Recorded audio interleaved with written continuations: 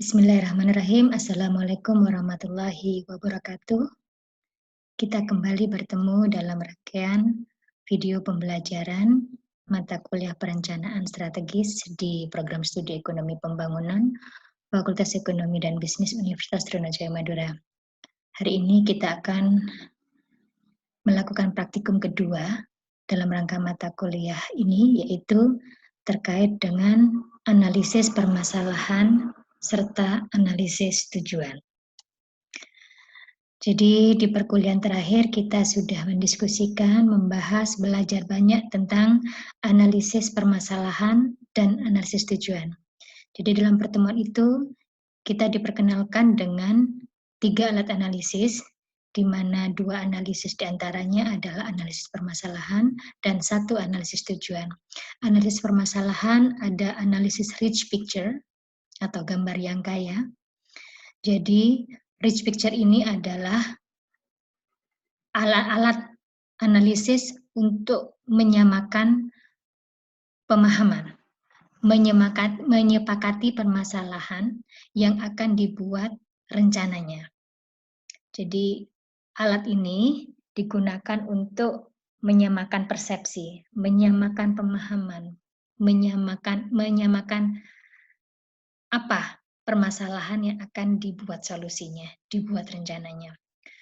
Kemudian yang kedua adalah analisis akar masalah. Nah, alat analisis ini digunakan untuk mengidentifikasi berbagai permasalahan yang ada, hingga nanti kemudian ditemukan yang mana masalah yang menjadi akar. Akar masalah adalah penyebab dari penyebab permasalahan. Jadi akar ya, jadi kalau misalnya permasalahan ini sebuah pohon, maka mulai dari buah itu adalah hasil, kemudian ada ranting, ada batang, begitu ya, kemudian nanti ada akar. Akar ini adalah penyebab dari penyebab. Itu disebut dengan akar masalah. Jadi kemarin kita sudah belajar itu. Kemudian satu lagi kita belajar alat analisis tujuan, yaitu untuk mengidentifikasi tujuan-tujuan apa yang akan kita capai dalam rencana pembangunan yang sedang kita susun. Nah, tujuan yang paling utama nanti adalah bagaimana menyelesaikan akar masalah. Jadi, ada 2 analisis sebenarnya. Yang pertama analisis permasalahan. Jadi kalau kita dalam perencanaan partisipatif, setelah kita tahu siapa stakeholder yang akan kita libatkan, maka kemudian kita undang mereka dan kita memulai proses perencanaan. Seperti kita tahu, tahap pertama proses perencanaan adalah mengetahui kondisi saat ini. Nah, untuk mengetahui kondisi saat ini, dilakukanlah analisis permasalahan, baik menggunakan rich picture ataupun analisis akar masalah. Setelah itu, setelah tahu kondisi saat ini, kemudian tahap perencanaan berikutnya adalah mau kemana kita, menentukan tujuan dari rencana yang akan kita buat. Disinilah analisis tujuan dilakukan, gitu ya.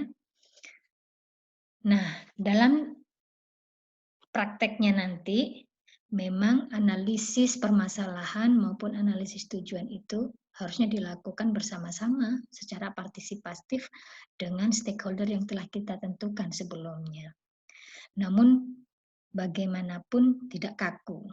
Jadi tim fasilitator, dalam hal ini mahasiswa atau nanti kalau kalian menjadi fasilitator pemberdayaan masyarakat ya, dapat menggunakan teknik atau pendekatan apa saja untuk menumbuhkan kesadaran stakeholder agar berpartisipasi, memahami atau menyepakati permasalahan maupun tujuan dari proyek yang sedang kita bangun rencananya.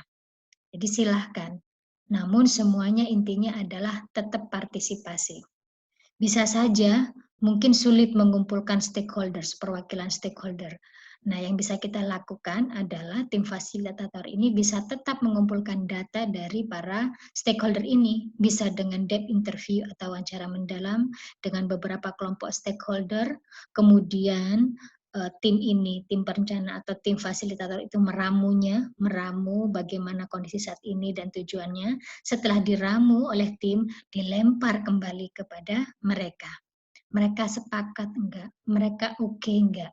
Karena bagaimanapun semuanya harus disepakati, disetujui oleh stakeholder. Jadi begitu ya nanti di lapangan kita tidak boleh kaku, harus begini, mereka harus berkumpul semua, tidak. Tetapi tim fasilitator bisa saja berinovasi, melakukan langkah apa, yang terpenting adalah bahwa permasalahan yang akan kita cari solusinya, kemudian tujuan dari perencanaan yang akan kita bikin harus dilakukan secara partisipatif atau berdasarkan kesepakatan. eh, Kesepakatan dari para stakeholder di lapangan, gitu ya. Saya dengar KKN di semester ini dengan adanya pandemi COVID tidak dilakukan sebagaimana biasa.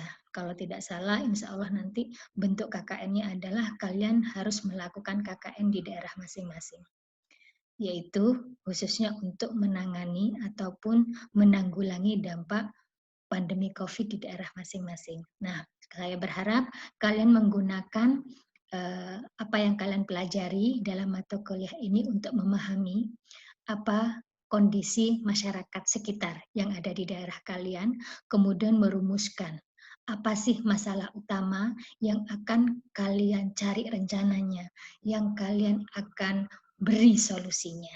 Begitu ya. Jadi silahkan kalian melakukan pendekatan, bisa melakukan diskusi dengan beberapa stakeholder. Kalau memang tidak memungkinkan, silahkan mengumpulkan informasi dari mereka. Kalian ramu bagaimana kondisi saat ini, rumusan masalahnya, terus demikian tujuan utamanya, kemudian kalian lempar lagi kepada masyarakat, stakeholder untuk mendapatkan persetujuan. Ya. Nah, saya telah melihat contoh kasus yang kalian buat setelah kuliah kemarin. Jadi saya telah melihat beberapa contoh kasus yang kalian buat ya. Jadi ada beberapa catatan dalam membuat rich picture. Ini yang pertama adalah saat menggambarkan lokasi, peta, ini ya, kalau kita lihat ini peta atau legenda, ini legenda ya, itu tidak wajib. Yang penting adalah bahwa dalam gambar ini, dalam picture nanti itu, sudah tergambar di mana lokasinya. Jadi, kalau kita lihat ini seakan-akan kan lokasinya kecil sekali di sini sebenarnya. Yang lain ini kan hanya pelengkap saja. Jadi yang utama sebenarnya adalah di mana tempatnya. Kalian nggak perlu menggambar peta, tidak apa-apa. Gambar aja, misalnya di sini adalah lokasi ini di mana ya? Ini salah satu desa ya. Desa di mana ini? Desa di Kabupaten Bangkalan. Lokasinya di sini. Nggak apa-apa, tulis saja gambar desanya di sini. Ya, yang terpenting adalah justru gambar yang ini. Ini harus diperbesar, harusnya menjadi yang utama di sini. Begitu ya. Fokus gambar adalah pada elemen-elemen utama dan hubungannya. Jadi misalnya seperti ini kan tidak ada peta, tidak apa-apa, tapi di sini terlihat bahwa di sini, oh di sini ada, ini adalah lokasinya. Ini wilayah di mana di wilayah itu ada gunung, kemudian ada persawahan, di mana sawah ada ini, kemudian di kampung ini ada ini, begitu ya. Jadi silahkan. Dan yang terpenting adalah fokusnya pada elemen. Jadi tidak perlu sampai peta detail di mana dia berada, gitu ya.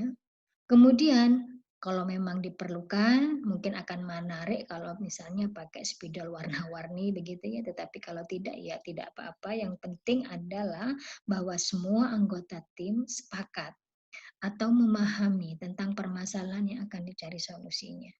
Yang terpenting itu, bahwa semua stakeholder di situ paham, kemudian sepakat, oh ya memang benar ini masalah yang akan kita cari solusinya secara bersama-sama. Rumusan, jadi kesimpulannya adalah rumusan masalah. Ingat ya, rumusan masalah itu dalam bentuk pertanyaan. Pertanyaan, penelitian atau pertanyaan ya. Jadi nanti bentuknya pertanyaan. Bagaimana atau ya biasanya bagaimana karena kompleks biasanya ya. Oke. Nah, kemudian catatan terkait dengan analisis akar masalah. Ini ada beberapa catatan. Coba nanti cek kembali hasil kerja kalian. ya. Pertama, catatan yang pertama adalah bahwa yang namanya permasalahan ini kan sebenarnya permasalahan semua ya. Maka kalimat-kalimat yang di sini atau kelompok kata itu adalah kalimat permasalahan, kondisi negatif. Coba kita baca di sini. Pembangunan food center Pelabuhan Kamal. Apakah ini sebuah masalah? Bukan kan ya? Ini adalah nama program. Jadi permasalahannya apa? Misalnya sekarang permasalahan permasalahan kenapa bukan kenapa ini kenapa kok muncul ini? Permasalahannya adalah misalnya eh, sepinya atau sepinya aktivitas ekonomi di Pelabuhan Kamal. Misalnya seperti itu. Nah, seperti itu ya. Nah, apa penyebabnya? Nah, ini anggaran dana. Anggaran dana. Anggaran dana ini apakah sebuah permasalahan? Kalau misalnya dana memang masalah, apanya masalahnya? Misalnya tidak tersedia anggaran anggaran yang mencukupi atau dana terbatas. Jadi yang diungkapkan di sini adalah kalimat-kalimat atau kata-kata yang menunjukkan permasalahan kondisi negatif. Begitu ya. Jadi silakan nanti ini diganti dengan bahasa-bahasa permasalahan. Ini misalnya seperti ini. Keadaan perekonomian petani garam yang lemah. Itu betul sebuah permasalahan. Pemerintah banyak yang impor garam dari luar negeri. Oke, kalau itu dianggap sebuah masalah. Petani garam mengurangi volume produksi. Oke. Atau volume produksi minim dan sebagainya. Itu adalah kalimat-kalimat permasalahan. Silahkan ya. Terus yang kedua, analisis penyebab kami seharusnya diharapkan seluas mungkin. Kenapa ini contoh sederhana?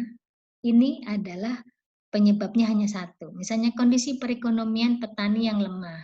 Kenapa? Karena karena pemerintah banyak yang impor. Kenapa kok banyak yang impor? Karena ini. Dan ini hanya penyebabnya satu. Akhirnya kemudian hanya ketemu satu akar masalah. Padahal sebenarnya keadaan perekonomian petani garam yang lemah ini bisa jadi banyak. Misalnya, karena dia nggak punya posisi tawar. Petani tidak mulai posisi tawar sehingga dia hanya penerima harga saja. Kenapa? Kenapa? Terus kenapa? Jadi sebenarnya di sini banyak. Kenapa butuh banyak? Semisal mungkin butuh banyak. Kalau cuma akarnya satu, maka kita akan sulit untuk menemukan benarkah ini akar masalah sebenarnya. Karena bisa jadi sebenarnya penyebabnya banyak. Semakin banyak Anda mengidentifikasi permasalahan, maka sebenarnya makin besar peluang Anda untuk tepat menemukan akar masalah Anda. Gitu ya. Jadi silahkan. Terus satu lagi catatannya. Coba kita lihat yang di sini. Akhirnya ketemu akar masalahnya adalah bahwa karena cuaca yang tidak menentu. Sekarang kita lihat, cuaca yang tidak menentu itu sebenarnya adalah faktor eksternal dari petani garam atau di luar kita, faktor eksternal. Bagaimana mau mengendalikan cuaca? Jadi sebenarnya ini agak sulit nanti kalian menemukan apa rencana kita untuk mengendalikan cuaca. Ingat, seperti yang dikatakan tadi bahwa tujuan dari proyek kita adalah nanti membalik kata dari akar masalah. Apakah nanti tujuannya adalah membuat cuaca lebih bersahabat dengan petani garam? Itu kan akan sulit karena mengendalikan cuaca kadang-kadang di luar kehendak kita karena itu adalah faktor eksternal yang kita hanya bisa menerima. Oleh karena itu, yuk coba ini dicari kembali nanti ya seperti ini dicari kembali apa penyebab-penyebab yang lain kenapa petani garam itu masih lemah. Ya. Jadi silahkan dieksplorasi lagi. Terus untuk analisis tujuan, kalau kita lihat di sini ya, ini contohnya analisis tujuan yang dilakukan oleh satu kelompok ya, satu kelompok. Ini permasalahannya adalah banyaknya sampah di Pelabuhan Timur Desa Kamal. Oke, ini permasalahan kebiasaan warga membuang sampah. Nah, ini juga permasalahan. Oke, kita anggap ini sebuah oke ya. Ini permasalahan. Ini adalah penyebabnya, ini adalah penyebab dan ini adalah akar masalah. Kemudian ketika kita melakukan analisis tujuan, maka kita tinggal membalikkan pernyataan permasalahan ke bahasa tujuan. Kita waktu pra-UTS sudah belajar bagaimana membentuk atau merumuskan sebuah kata tujuan. Kata tujuan itu bisa juga membalik pernyataan dari masalah. Dan biasanya kita menggunakan kata kerja atau kata benda dari kata kerja. Misalnya, di sini adalah rendahnya sosialisasi tentang pentingnya menjaga lingkungan laut serta pemanfaatan sampah. Ini adalah akar masalahnya. Maka tujuannya adalah kita bisa membalik. Berarti apa? Kalau ini rendah berarti kita harus meningkatkan. Berarti tujuannya adalah misalnya meningkatkan pemahaman atau pengetahuan tentang pentingnya menjaga lingkungan bla bla bla bla terhadap masyarakat sekitar. Misalnya seperti itu. Gitu ya. Jadi itu bahasa membalik. Nah, ini coba kalau kita lihat di sini. Tingginya sosialisasi, ini tingginya bukan, ini adalah sebuah kondisi.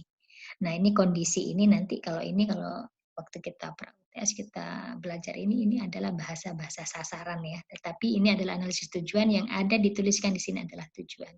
Jadi kalau saya sarankan ini coba direvisi misalnya menjadi meningkatkan sosialisasi misalnya tentang pentingnya bla bla bla bla bla. Pun di sini ini dibalik. Bukan menambah pengetahuan, tetapi ini kan kurangnya. Oke, kurangnya pengetahuan bisa menambah boleh. Jadi ini sudah bisa setara. Ini kurangnya kesadaran. Ini tingginya kesadaran, bukan tingginya. Tingginya itu adalah sebuah kata kondisi. Tetapi tujuan menunjukkan kata kerja atau kata benda yang berasal dari kata kerja. Kata benda yang berasal dari kata kerja. Karena di sininya kurang kesadaran, maka bahasa tujuan kita bisa create atau kita bisa buat misalnya meningkatkan kesadaran warga untuk menjaga lingkungan, gitu ya.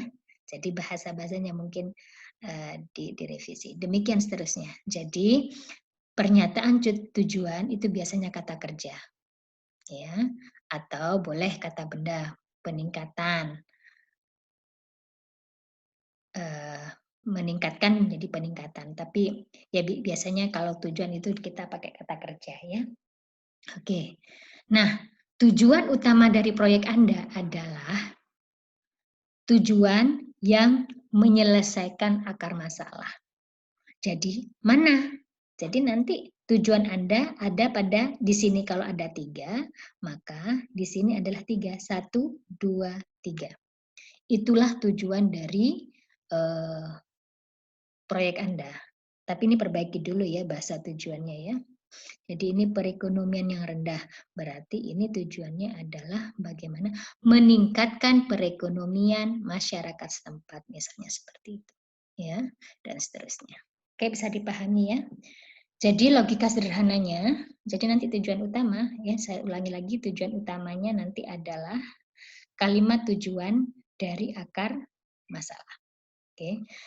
Logika sederhana, jika akar masalah sudah diselesaikan, maka yang di atas-atas ini, di atasnya, ini akan otomatis terselesaikan. Jika tidak ada permasalahan lain yang mempengaruhi, itu logika sederhananya. Jadi sebenarnya cukup menyelesaikan akar masalah, maka yang masalah di atasnya itu akan terselesaikan. Oke, catatan tentang analisis tujuan. Mungkin saja karena akar masalahnya banyak, maka tujuan Anda akan banyak sekali. Sementara waktu Anda tidak banyak untuk melakukan pemberdayaan. Tidak semua tujuan mungkin akan Anda lakukan. Untuk itu, maka Anda menentukan prioritas. Mana sih tujuan yang akan kita selesaikan terlebih dahulu. Nah, untuk menentukan prioritas tujuan ini, Anda dapat menggunakan praktek teknik penentuan isu strategis yang kita pelajari pra-UTS dulu, ingat ya. Jadi bagaimana menentukan isu strategis? Pertama, kita mendaftar isu strategis dulu, gitu kan ya. Nah, tapi karena kita ingin memprioritaskan atau mencari prioritas, ranking dari tujuan mana yang paling tinggi, maka yang pertama yang dilakukan adalah mendaftar tujuan. Jadi didaftar tujuan satu sampai tujuan keberapa yang ada, kemudian menentukan kriteria-kriteria yang digunakan untuk prioritas tujuan. Oh, tujuan satu, dia misalnya memiliki dampak yang luas terhadap blah blah blah. Kemudian dananya, dari sisi dana, kriteria dana, oh sumber daya manusianya ada, oh sarana prasarana misalnya seperti itu. Anda bisa menentukan kriteria dari tujuan yang memiliki prioritas yang tinggi.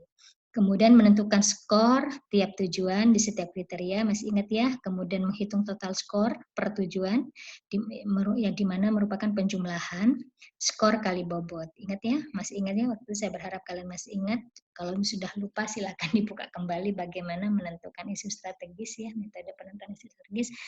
Setelah itu kita melihat yang terakhir adalah bahwa prioritas itu adalah tujuan yang memiliki total skor yang tertinggi. Jadi kalau misalnya kalian menemukan tujuannya sangat banyak, sementara Anda waktunya tidak banyak, sumber daya uang tidak banyak, maka Anda harus memprioritaskan. Bagaimana membuat prioritas, salah satunya adalah dengan cara ini. Oke, untuk membuka wawasan kalian silahkan buka dan baca buku ajar ya. Itu khususnya di halaman 17 sampai dengan 25, khususnya di bagian identifikasi kondisi saat ini dan kondisi yang diharapkan. Itu istilahnya. Jadi kondisi yang diharapkan ini adalah tujuan. Kemudian silakan juga studi kasusnya di bagian belakang buku ajar ini ada 2 studi kasus, silahkan kalian baca saja di bagian kondisi saat ini. Memang tidak mutlak harus itu yang dilaksanakan, yang terpenting adalah Anda memahami kondisi saat ini dan memahami kondisi saat ini dan tujuan secara partisipatif. Anda harus mendengarkan suara para stakeholder, itu intinya. Oke, silahkan cek kembali hasil latihan yang kemarin dengan pemahaman yang Anda dapat dari video pembelajaran kali ini. Silahkan cek dan revisi hasil latihan Anda, rich picture-nya. Nanti harapannya adalah dituliskan rumusan masalah yang akan dibuat rencananya. Di analisis akar masalah, tuliskan apa akar masalahnya. Kemudian di analisis tujuan, silahkan tulis tujuan utama dari perencanaan kelompok Anda. Gitu ya. Seperti biasa, hasil praktikum nanti dikumpulkan ke asisten masing-masing, asisten praktikum, paling lambat 1 minggu setelah jadwal praktikum. Oke ya. Oke, mungkin itu saja yang bisa saya sampaikan. Selamat berlatih, mudah-mudahan bermanfaat. Wabillahi taufiq walhidayah. Wassalamualaikum warahmatullahi wabarakatuh.